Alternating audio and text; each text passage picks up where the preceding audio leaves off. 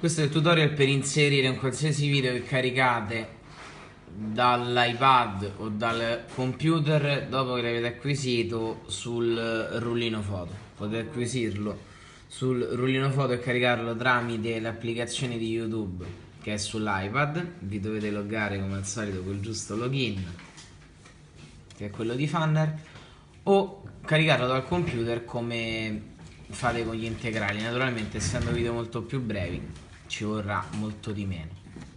E partite tutti quanti da questo foglio adesso lo condivido a tutti, e all'interno c'è per ogni partita la pagina del sito già pronta, dove dentro va inserito soltanto il video. Come al solito vi loggate al sito e accedete, nel caso di Gen Fitness contro Testaccio Calciotto, a Ciaccarelli. Questa è la pagina media, questa sarà la pagina della sua Goal Parade, che è la prima cosa che pubblica. Clicca, io sono già loggato, quindi si apre questo, è una pagina del sito in privato. A questo punto vado su modifica e torno al volo su YouTube. Faccio finta che questo faccione di Eusebi sia la Goal Parade che lui ha appena caricato. Tasto destro, copio indirizzo link senza che aprite, se no deve caricare eccetera. Si è aperta la pagina di modifica. Ho avuto già l'accortezza di mettere questo, quindi Goal Parade, che poi verrà modificata in articolo che come al solito andrà scritto qui.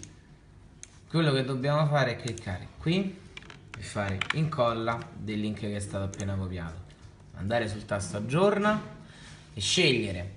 Selezionando tutto, tutte quante le spunte vengono importate. A noi interessa di importare il video, l'immagine, il titolo e la descrizione. Quindi possiamo fare seleziona tutto e poi levare, inserire il media in top video. E facendo così naturalmente lui prende il titolo di Eusebi e dell'intervista eccetera. Nel vostro caso prenderà il titolo della Goal Parade. È importante, visto che io vi preparo le pagine con su scritto, come in questo caso Gen Fitness versus Testaccio Calciotto, che una volta inserito il video voi modificate il punteggio qui, e la stessa cosa per quanto riguarda le interviste.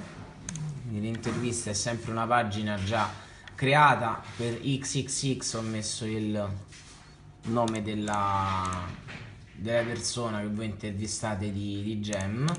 Qui sul versus cambiate il punteggio, allo stesso modo del video inserite qua l'URL.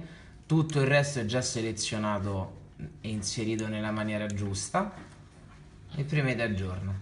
Lui carica, non inserite immagine nell'articolo, non cliccate qua, se no rischia di comparire sia il video che l'immagine, ma questo già lo sapevate. Qualsiasi domanda rivolgetela in privato.